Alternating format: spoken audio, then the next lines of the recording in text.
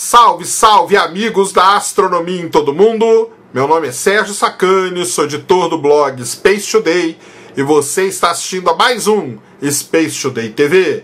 No programa de hoje, vamos ver que o telescópio espacial Hubble estudou uma galáxia que é próxima, porém ela é muito antiga. Ela é classificada, ou ela é chamada, como uma galáxia relíquia do universo, ou seja, ela guarda ali nela as informações do início da formação das galáxias. E isso é muito importante, nós vamos entender tudo isso. Manda a vinheta.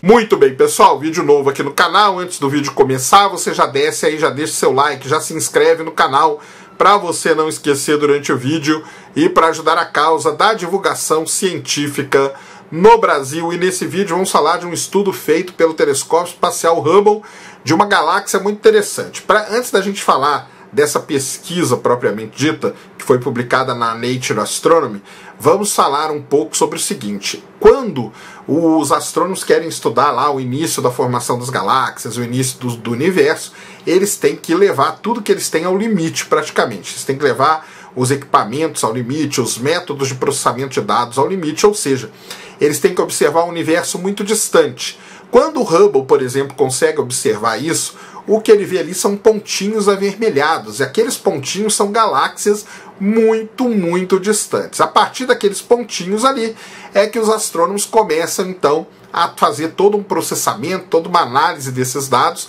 para poder caracterizar aquela galáxia e a partir daí entender como ela se formou, como ela evolui e tudo mais. Então esse basicamente que é o trabalho quando você quer entender ou estudar o universo primordial. Porém, para sorte dos astrônomos, o universo guarda aí algumas surpresas boas.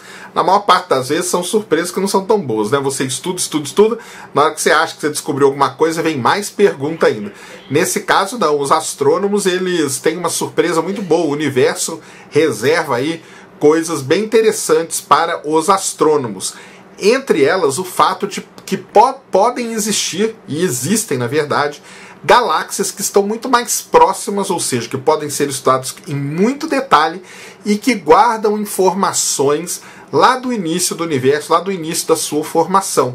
São as galáxias relíquias do universo. Elas não evoluem, são galáxias que pararam no tempo, elas não evoluíram mais depois de um determinado ponto, ficaram estagnadas. E isso é muito importante, porque no seu período todo, sei lá, 10, 15 bilhões de anos, 15 não, né? O universo tem 13, 10 bilhões de anos, 11 bilhões de anos, elas quase não se alteraram.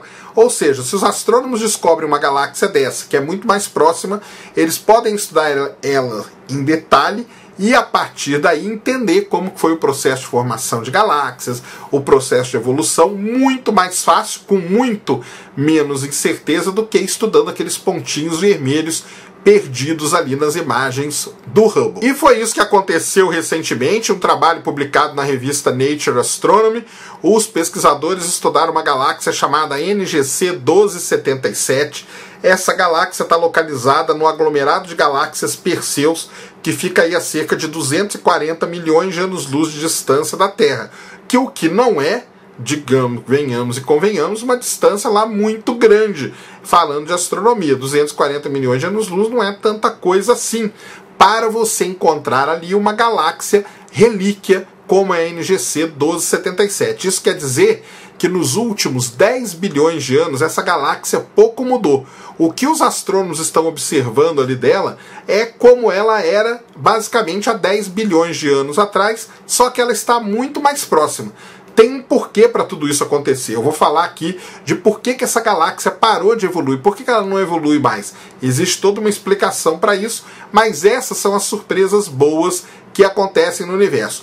Os astrônomos estimam que uma entre cada 1000 galáxias é uma galáxia relíquia do início do universo. O problema é você encontrar essas galáxias. Então, se você encontrar, você tem aí vamos dizer, a parte da sorte da história. É eles encontrarem essa galáxia. Mas não é tão sorte não, porque tem um porquê de tudo isso acontecer com essa galáxia. Essa galáxia, a NGC 1277, ela tem aproximadamente 1/4 do tamanho da Via Láctea, mas tem 2 vezes mais estrelas que a Via Láctea. Como que os astrônomos sabem que essa galáxia é uma galáxia tão antiga assim? No ambiente das galáxias, ou na estrutura delas, né, você tem galáxia espiral, que tem braço, que tem centro e tudo mais, existem objetos chamados aglomerados globulares. Esses aglomerados globulares é que ficam ali flutuando ao redor das galáxias.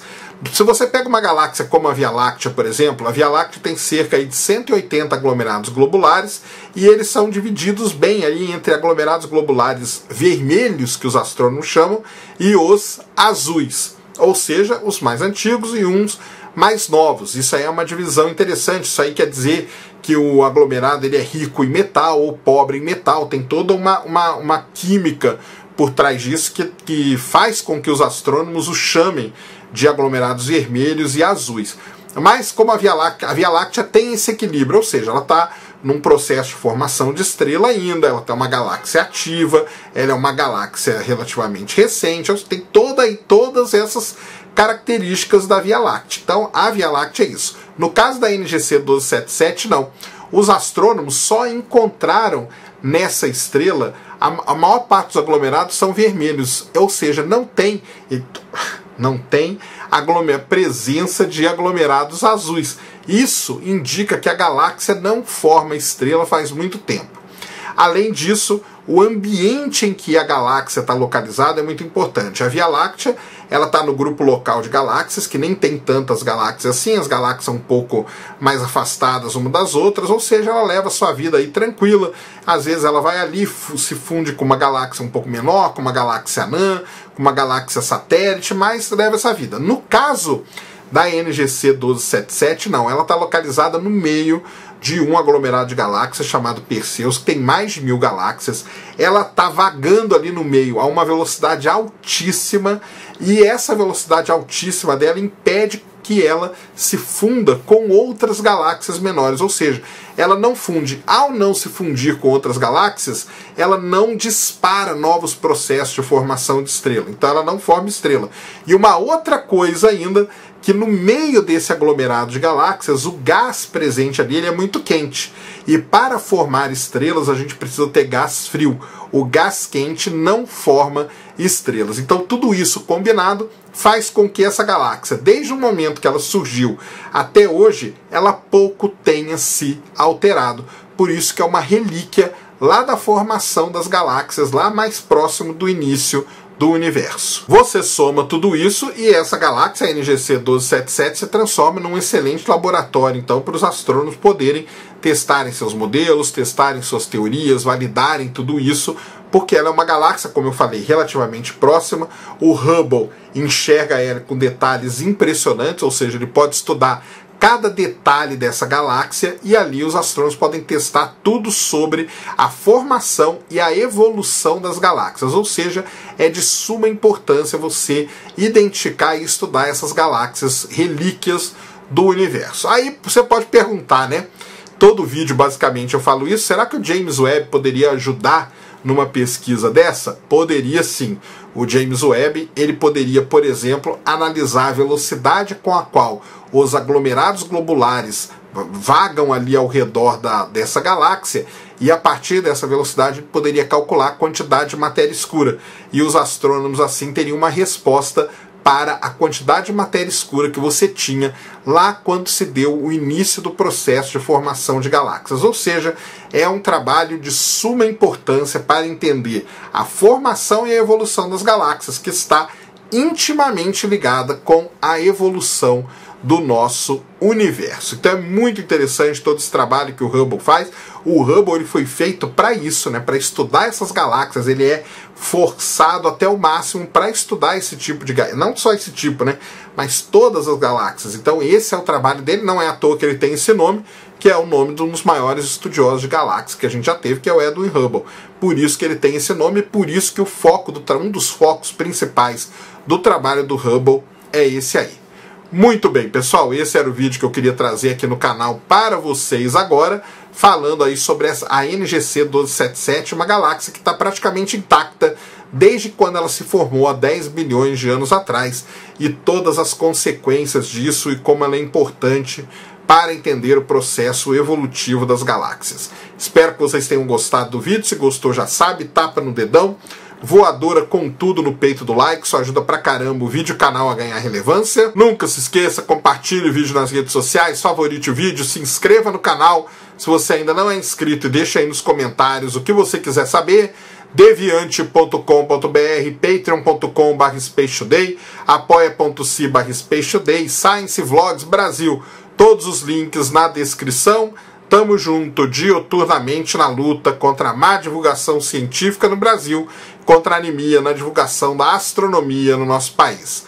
Mais uma vez, meu nome é Sérgio Sacani, sou editor do blog Space Today e você acabou de assistir a mais um Space Today TV. Fui!